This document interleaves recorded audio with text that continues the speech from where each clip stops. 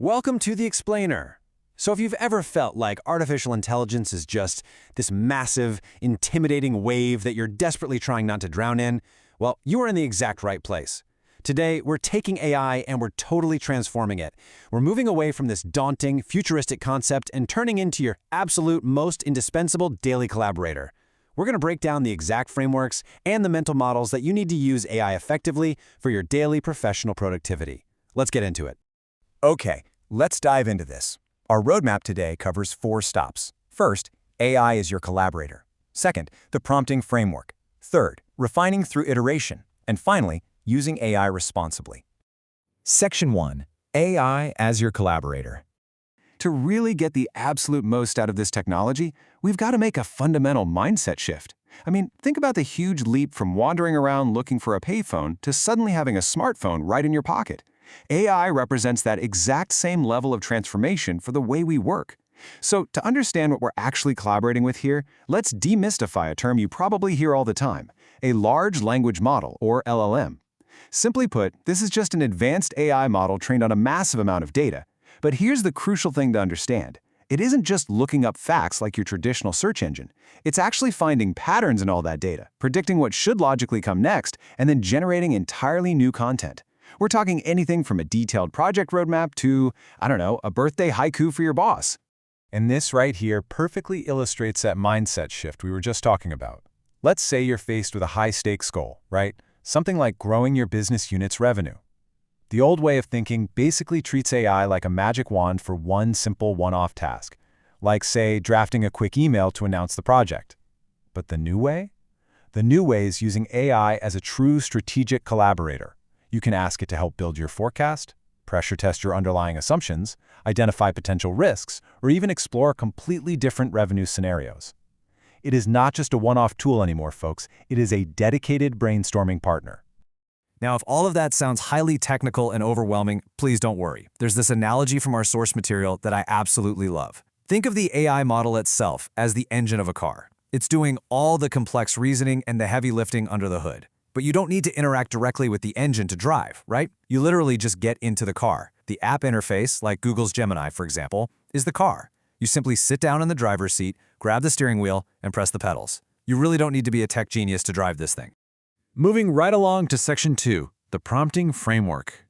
So, if the AI app is the car, the instructions you give it, which we call prompts, are your steering wheel. Clear communication is exactly how you guide it. Imagine you're stuck in this painfully long meeting and a coworker is taking everyone's lunch order. You just tell them, "I'd like a sandwich." Later, the food arrives and they hand you a tuna fish sandwich. Now, if you absolutely hate tuna, you did not get a great outcome. And that's despite your coworker's completely good intentions. Why did that happen? Because you didn't clearly communicate exactly what you wanted. AI works the exact same way. Vague instructions are going to yield disappointing results every single time. So what's the fix? Well, we use a structured approach. Enter the PTFC framework: persona, task, format, and context. Using these 4 very specific steps basically eliminates the guesswork and makes sure you're giving the AI everything it needs to deliver exactly what you're looking for. Let's break these down one by one. Step 1 is persona. Before you even tell the AI what you want, you have to tell it who it needs to be. You decide what specific expertise or knowledge it should be drawing from. So, for example, you might type, "You are a seasoned team leader with a proven track record of managing large projects." See what that does? It grounds the AI's response in professional reality, so you don't just get generic, entry-level advice back. Now let's look at Step 2 and see how this all builds. Step 2 is the task. This is where you clearly articulate the exact problem you want the AI to help you solve. Following our previous example, your task could be, "Give me some tips for running more effective meetings." It's super direct, and it tells the AI exactly what action it needs to take.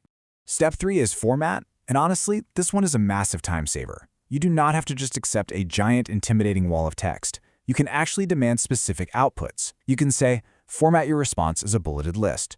Or, you could ask for a table of pros and cons, an email draft, or even dictate a very specific tone, like keep it casual yet professional. It's totally up to you. And finally, Step 4, which is arguably the most important of the bunch, context.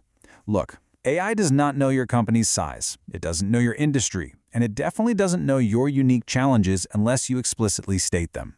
So you add something like, Our cross-functional teams are struggling to make clear decisions on some aspects of the project during our status meetings. Boom!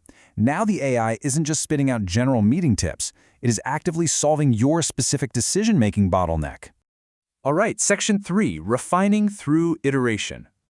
Okay, so even with a completely perfect framework, we inevitably enter what I like to call the messy middle. It is incredibly important to normalize the fact that the very first AI output you get is rarely, if ever, going to be perfect. So what happens if that first answer just isn't quite right? Let's say the AI suggests having a dedicated decision maker in the room, but your team is spread across 3 different global time zones, making that totally impossible. You don't just throw your hands up and give up. You need to treat the AI chat like an ongoing, collaborative conversation. You simply reply right there in the same chat and tell it, actually, my team is in different time zones, so that won't work. Update your advice. It's that easy.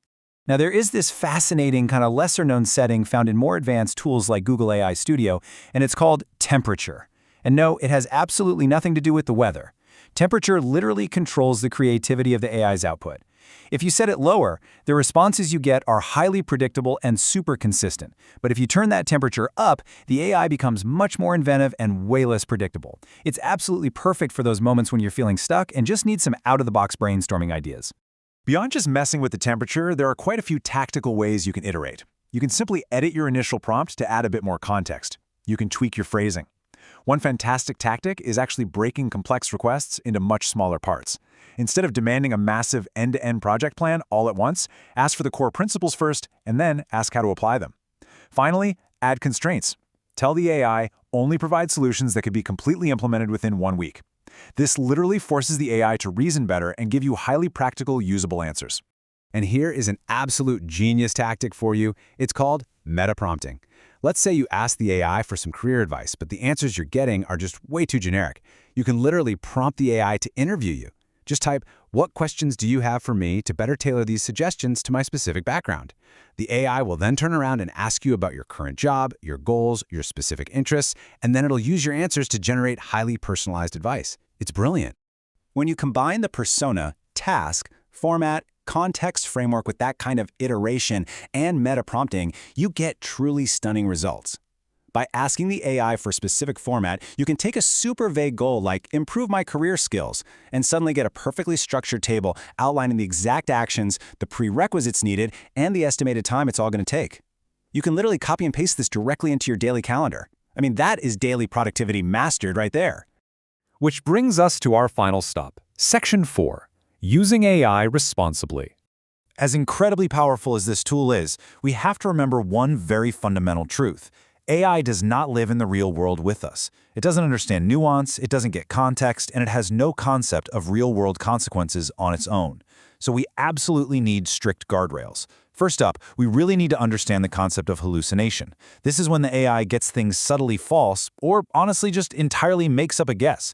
Why does it do this? Because the AI completely lacks common sense and lived experience. It's just predicting patterns based on its training data. So even if its response sounds incredibly confident, it could be dead wrong. You gotta watch out for that. So to protect yourself and your work, you really need to memorize the ACT framework. This is basically your essential chronological safety checklist.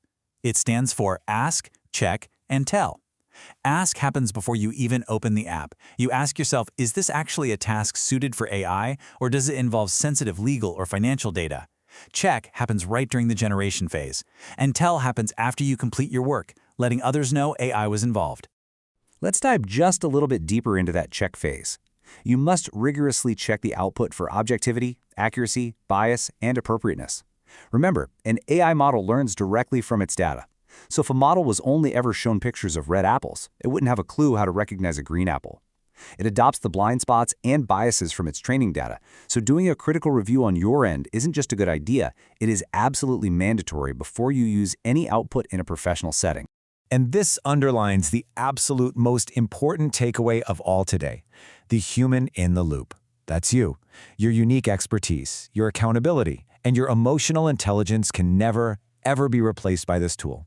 Sure, the AI can draft a customer service email, but only you can be the final judge of whether that email is actually appropriate to send to a highly upset client. You remain the essential final judge, period. Wow, we have covered a ton of ground today, haven't we? From that crucial mindset shift of collaboration, to mastering the PTFC framework, to iterating like a total pro and acting responsibly. So I'm going to leave you with this provocative question to chew on. Now that you actually have the framework, how will you shift from just barking simple commands to truly collaborating with AI on your very next task today? Seriously, try it out. You might be completely amazed at the level of productivity you unlock. Thank you so much for joining me on this explainer, and I will catch you next time.